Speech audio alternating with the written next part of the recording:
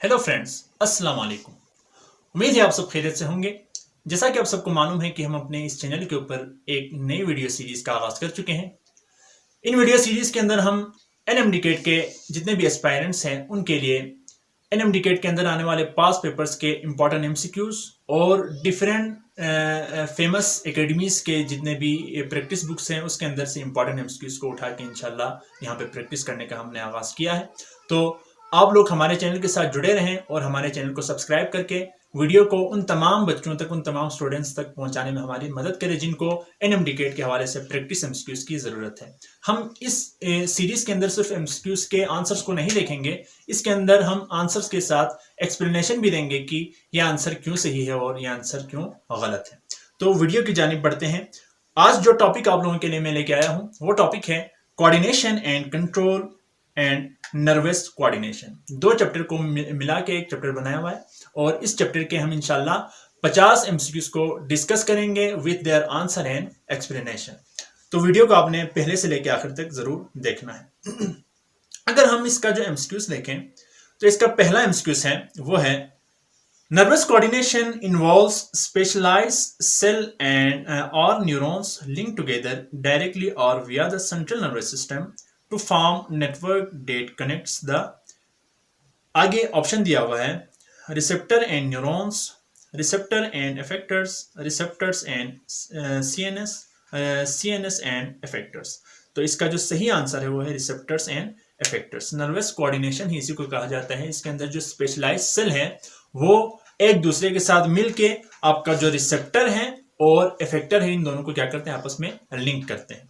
इसी तरह आपका जो दूसरा एमसीक्यूज है वो है the elements of nervous system which help in the coordination are receptors, neurons and effectors, CNS and PNS, motor, sensory and associative neurons, brain and spinal cord. तो इसका जो सही ऑप्शन है वो है रिसेप्टर्स, न्यूरॉन्स एंड इफेक्टर्स, यानी option number ए।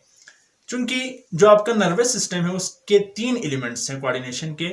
पहला हो गया रिसेप्टर, दूसरा हो गया न्यूरॉन्स एंड तीसरा हो गया इफेक्टर्स। आगे जाके फर्दर जो न्यूरॉन्स है उसके 3 टाइप्स होते हैं, वो हम बाद में इंशाल्लाह कोई एमसीक्यूज आए तो उसमें डिस्कस करेंगे। आपका जो तीसरा एमसीक्यूज है वो है the receptors for smell, taste and blood composition are mechanoreceptors, chemoreceptors, nociceptors and thermoreceptors. तो इसका जो सही ऑप्शन है वो है ऑप्शन नंबर बी, कीमोरिसेप्टर्स।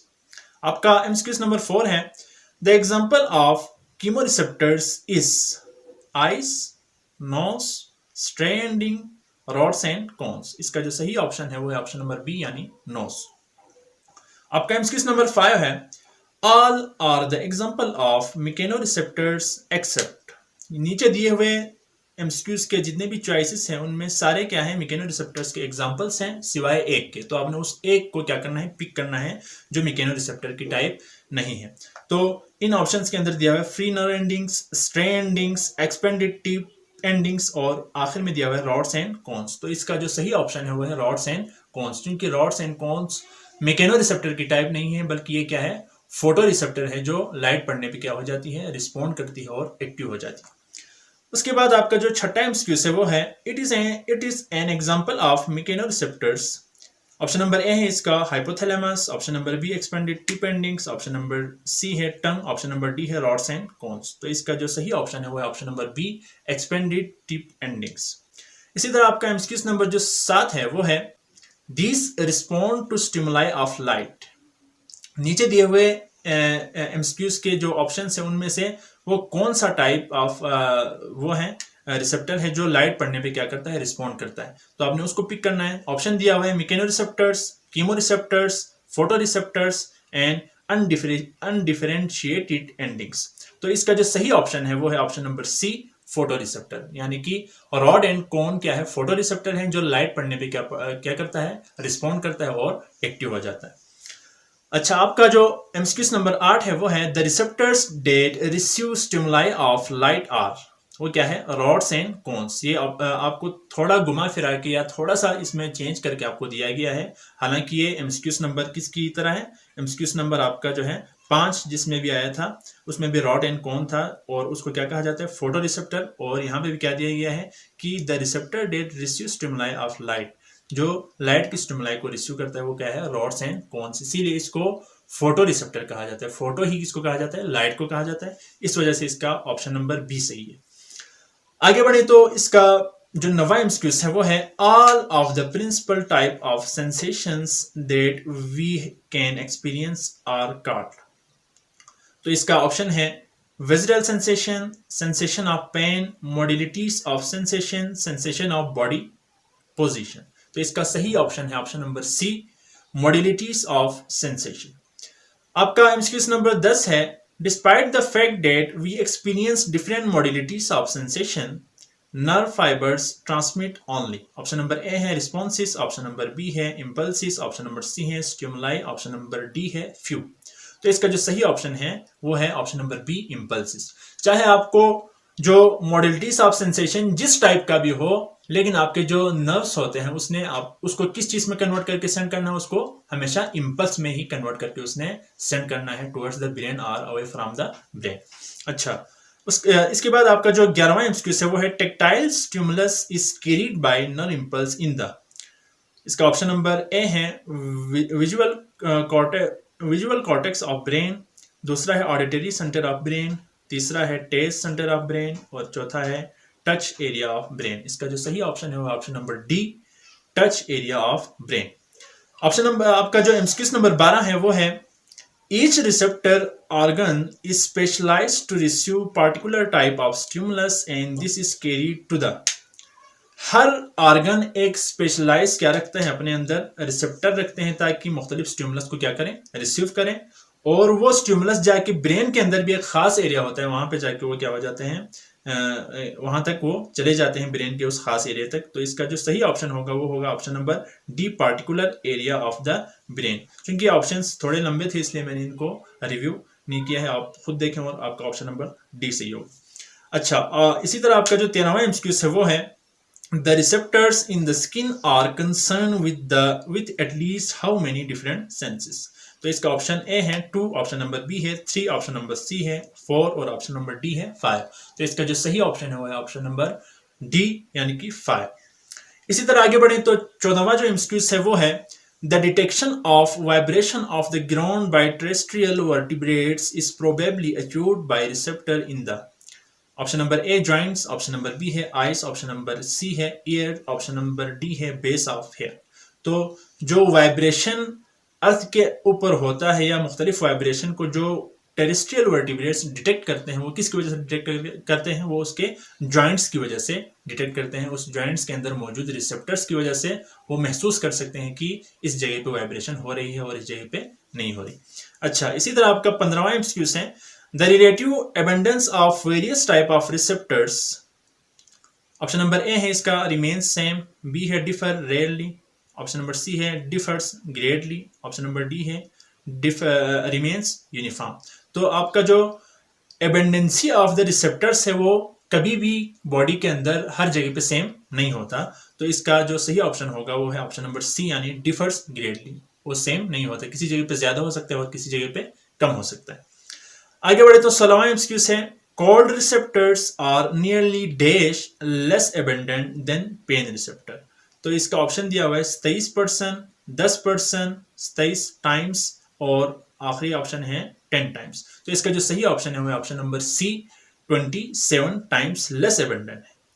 इसी तरह आपका जो 17 एमसीक्यू है उसके अंदर है dash receptors are nearly 27 times more abundant than cold receptors. तो ये एमसीक्यूज पिछले वाले मतलब 16वां एमसीक्यूज का उल्टा एमसीक्यूज है।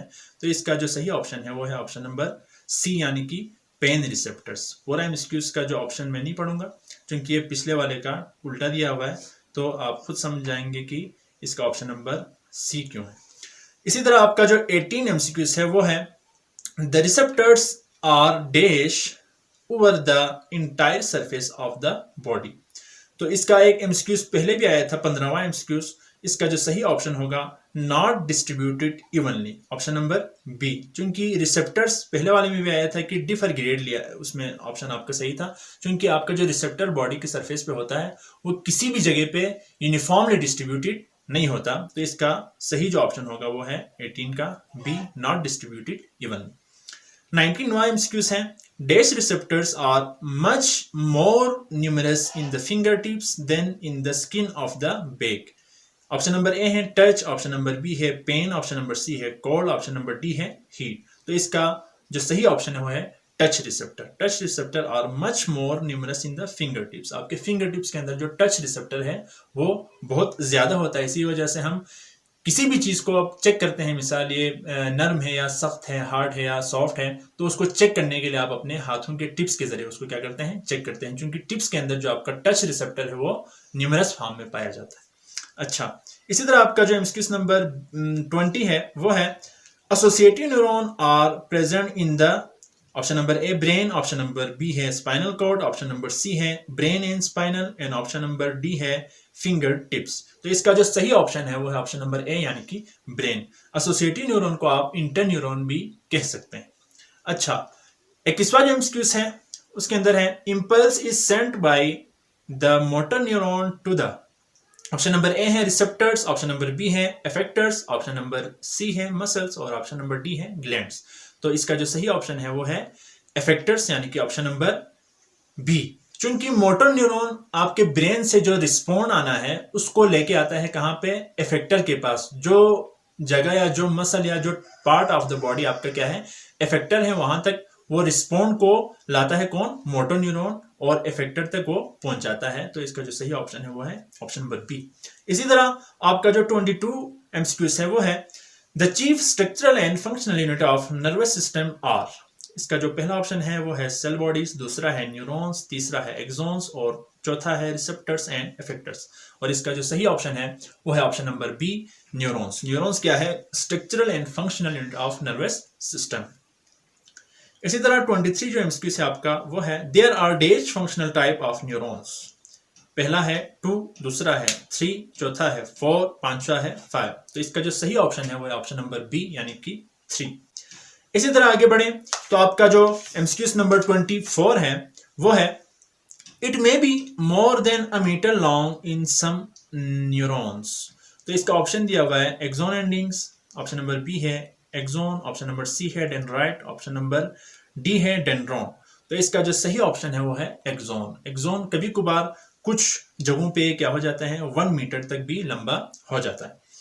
उसके बाद आपका जो एमसीक्यू नंबर 25 है वो है the structures which respond to the impulse coming via motor neurons are. वो कौन सा स्ट्रक्चर है जो मोटर न्यूरॉन के साथ जो रिस्पॉन्ड आया हुआ है, उस रिस्पॉन्ड की वजह से वो क्या करता है, एक्शन करता है या एक्शन परफॉर्म उससे होता है। तो वो स्ट्रक्चर है आपका इफेक्टर। मैं पूरा एमसीक्यूज का ऑप्शन इसलिए नहीं पढ़ा क्योंकि ये भी थोड़ा घुमा फिरा के, थोड़ा वर्ड को चेंज करके पिछला एक एमसीक्यूज भी इसका आया था कि मोटर न्यूरॉन जब कोई रिस्पॉन्ड लाता है तो वो कहाँ तक पहुंचाता है, तो वो भी इफेक्टर था और यहाँ पे भी क्या है, इफेक्टर है। उसके बाद आपका जो एमसीक्यू नंबर 26 है वो है reflex arc is the pathway of passage of impulse ड्यूनिया।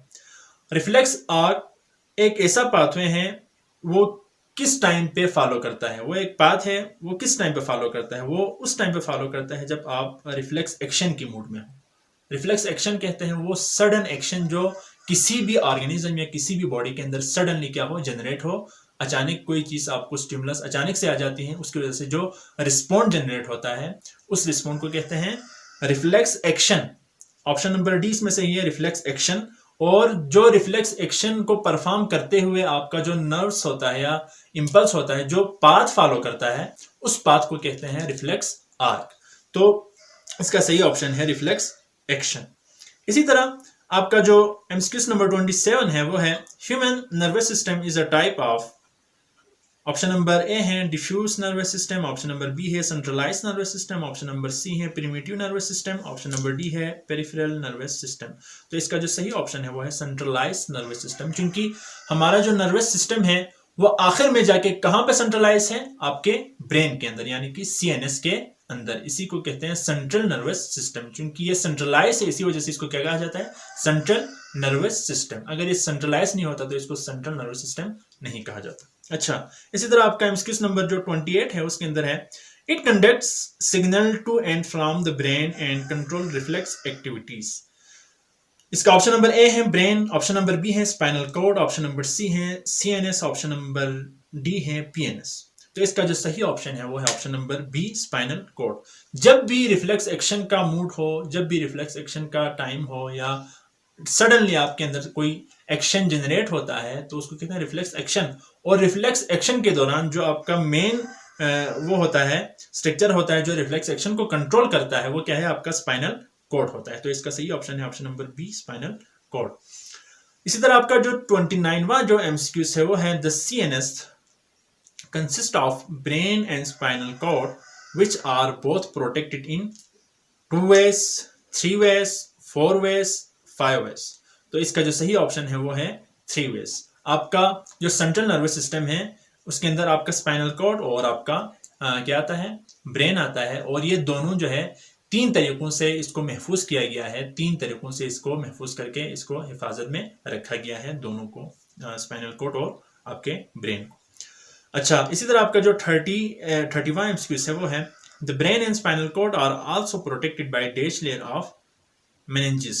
अच्छा, इसके अंदर जो आपका ब्रेन और स्पाइनल कॉर्ड है उसको 3 लेयर्स के जरिए क्या किया गया है, महफूज किया गया है मेनिंजेस के। तो इसका जो सही ऑप्शन है वो है ऑप्शन नंबर सी, यानी कि ट्रिपल लेयर्स ऑफ मेनिंजेस। और ये ट्रिपल लेयर्स के नाम से हैं पिया मैटर, ड्यूरामेटर एंड अर्कनाइट मैटर। ये आपके सेकंड ईयर के बुक के अंदर, जो फेडरल बोर्ड का बुक है उसके अंदर ये मेंशन्ड है। और ये 3 लेयर्स ऑफ मेनिंजेस क्या है, पिया मैटर, ड्यूरामेटर एंड अर्कनाइट मैटर है। और ये तीनों मिला के क्या हो गए, मेनिंजेस के 3 लेयर हो गए। और इसी 3 लेयर के जरिए आपके स्पाइनल कॉर्ड और ब्रेन को प्रोटेक्ट किया गया है। अच्छा, इसी तरह आपका एमसीक्यू नंबर 31 है, thalamus, limbic system and cerebrum are 3 functional part of forebrain, midbrain, hindbrain and limbic system। तो इसका जो सही ऑप्शन है वो है forebrain। आगे बढ़े तो आपका जो एमसीक्यू नंबर 32 है वो है it plays an important role in formation of long term memories। एक होता है शॉर्ट टर्म मेमोरीज, एक होता है लॉन्ग टर्म मेमोरीज। अब इसके अंदर पूछा गया है कि it plays an important role in formation of long term memories. Long term memories को बनाने में जो सबसे ज्यादा रोल प्ले करता है वो किसका है, तो इसके अंदर जो सही ऑप्शन होगा वो होगा आपका हिप्पोकैम्पस। हिप्पोकैम्पस आपके शॉर्ट टर्म मेमोरी को लॉन्ग टर्म मेमोरी में क्या करता है, कन्वर्ट करता है। इसी तरह आपका जो 33 जो एमसीक्यूज है वो है it is the largest part of the brain. आपके ब्रेन का लार्जेस्ट पार्ट कौन सा है, ऑप्शन नंबर ए है सेरिबेलम, ऑप्शन नंबर बी है एमिगडाला, ऑप्शन नंबर सी है सेरिबेलम, ऑप्शन नंबर डी है थैलेमस। तो इसका जो सही ऑप्शन है वो है ऑप्शन नंबर सी सेरिबेलम। एक होता है सेरिबेलम और एक होता है सेरिबेलम, आपने इसको ख्याल रखना है। आपका सेरिबेलम लार्जेस्ट पार्ट नहीं है, आपका सेरिबेलम क्या है, largest part of the brain. इस तरह आपका 34 जो एमसीक्यू है वो है an inner butterfly shape grey matter is found in. तो इसका ऑप्शन दिया हुआ है सेरिबेलम, ऑप्शन नंबर बी है सेरिबेलम, ऑप्शन नंबर सी है spinal cord, option number D है मेडुला ऑब्लोंगेटा। तो इसका जो सही ऑप्शन है वो है स्पाइनल कॉर्ड। और बटरफ्लाई शेप ग्रे मैटर किसके अंदर होता है, आपके स्पाइनल कॉर्ड के अंदर होता है। इसी तरह आगे बढ़े तो आपका जो एमसीक्यू नंबर 35 है वो है how many laminae are present in the spinal cord's grey matter. Spinal cord के ग्रे मैटर के अंदर, पिछला वाला एमसीक्यू आया था स्पाइनल कॉर्ड के अंदर क्या होते हैं, ग्रे मैटर होते हैं जो बटरफ्लाई शेप का होता है। तो इसके अंदर कितने लेमिनाइज मौजूद होते हैं, तो इसका जो सही ऑप्शन होगा वो होगा 9, option number D.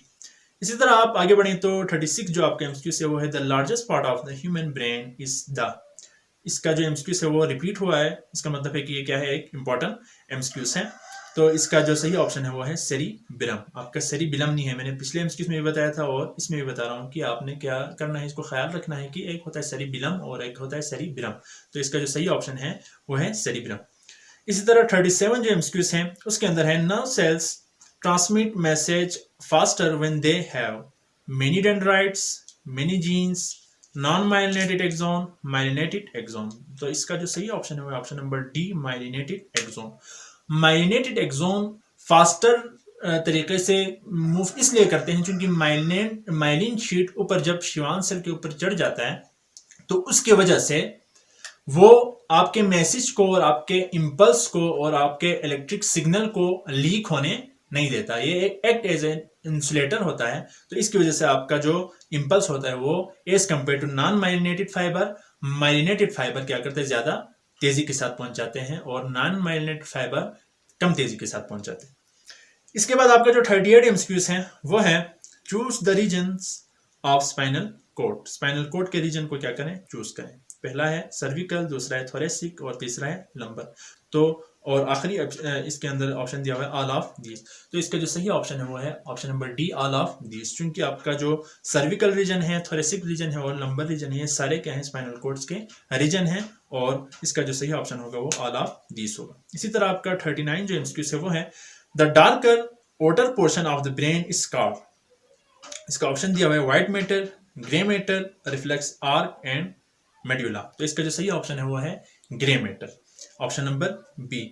Darker and outer portion, जो ब्रेन का होता है वो डार्कर कहाँ पे होता है, outer पोर्शन पे होता है और स्पाइनल कोड के अंदर क्या होता है, जो डार्कर होता है वो इनर पोर्शन में होता है। और इन दोनों का जो स्ट्रक्चर का ये तरीका है वो क्या है, दोनों का डिफरेंट है। एक का डार्कर अंदर है तो दूसरे का डार्कर बाहर और व्हाइट अंदर होता है। अच्छा, इसी तरह आपका जो 40 एमसीक्यूज है वो है reflex are comprise of motor nerve, sensory nerve, both and B, mix nerve. तो इसका जो सही ऑप्शन है both and B, option number C. 41 जो एमसीक्यूज है वो है the dorsal root of spinal cord is. Option number A है सेंसरी, ऑप्शन नंबर बी है मोटर, ऑप्शन नंबर सी है मिक्स, ऑप्शन नंबर डी है ऑल ऑफ दीज। तो इसका जो सही ऑप्शन है वो है ऑप्शन नंबर ए, सेंसरी। इसी तरह आपका 42 जो एमसीक्यू है वो है which of the following is required for learning. Learning के लिए आपको इनमें से किस चीज की ज्यादा जरूरत होती है। तो इसका जो सही ऑप्शन होगा वो होगा आपका हिप्पोकैम्पस, ऑप्शन नंबर डी। इसी तरह आगे बढ़े तो 43 जो एमसीक्यू है वो है interneuron is also known as relay neuron, sensory neuron, mix neuron, synapse. तो इसका जो सही ऑप्शन है वो है रिले न्यूरॉन। इंटरन्यूरॉन को आप रिले न्यूरॉन भी कह सकते हैं, एसोसिएटिव न्यूरॉन भी कह सकते हैं। तो इसके 3 नाम है। इसी तरह आपका 44 जो एमसीक्यू है वो है which lobe is involve in interpreting pain and touch in the body. तो इसका ऑप्शन दिया हुआ है फ्रंटल, प्राइटल, टेम्पोरल, ओसिपिटल। तो इसका जो सही ऑप्शन है वो है आपका प्राइटल लोब। प्राइटल लोब क्या करता है, interpret pain and touch in the body. इसी तरह आपका 45 जो एमसीक्यू है वो है the path taken by the nerve impulses in a reflex is called a dash. तो इसका ऑप्शन है nerve cell, reflex arc, receptor cells, mix nerves. तो ये एमसीक्यूज थोड़ा वर्डिंग चेंज करके पहले भी आया था कि वो कौन सा एक्शन है जिसके अंदर जो पाथ फॉलो किया जाता है उसको क्या कहा जाता है। तो उसके अंदर भी रिफ्लेक्स आर्क था और यहाँ पे भी क्या है, रिफ्लेक्स आर्क है। यह रिफ्लेक्स आर्क वो रास्ता है जब आप रिफ्लेक्स एक्शन करते हैं तो रिफ्लेक्स एक्शन के अंदर जो आपका नर्व्स या जो आपका इम्पल्स होता है, जो पाथ वो फॉलो करता है एक्शन को परफॉर्म करने के लिए, उसे रिफ्लेक्स आर्क कहा जाता है। इसी तरह अगर आगे बढ़े तो 46 जो एमसीक्यू आपका है वो है what is the approximate value of the active membrane potential. तो ये क्या है आपका 0.07 वोल्ट। ये ऑप्शन आपके फेडरल बोर्ड के बुक के अंदर क्या है, ये मेंशन किया गया है एक्टिव मेम्ब्रेन पोटेंशियल के टॉपिक के अंदर। तो आप वहां से इसको देख भी सकते हैं। इसी तरह आपका जो 47 एमसीक्यूज है वो है the spinal cord is part of central nervous system. Spinal cord क्या है, सेंट्रल नर्वस सिस्टम का क्या है, हिस्सा है या पार्ट है। तो इसका जो सही ऑप्शन है वो है option number B. Central nervous system के अंदर आपका क्या आता है, स्पाइनल कॉर्ड एंड ब्रेन आता है। तो ये क्या है आपका ऑप्शन नंबर बी। इसी तरह आपका जो 48 एमसीक्यूज है वो है which of the following is involve in sleeping and awaking. इसका ऑप्शन दिया हुआ है thalamus, brain stem, hypothalamus, cerebellum. तो इसका जो सही ऑप्शन है वो है हाइपोथैलेमस। आपका हाइपोथैलेमस आपकी स्लीपिंग एंड अवेकनिंग को भी क्या करता है, कंट्रोल करता है। इसी तरह आपका 49 जो एमसीक्यूज है वो है मोनोसाइनेप्टिक रिफ्लेक्स आर कंसिस्ट ऑफ।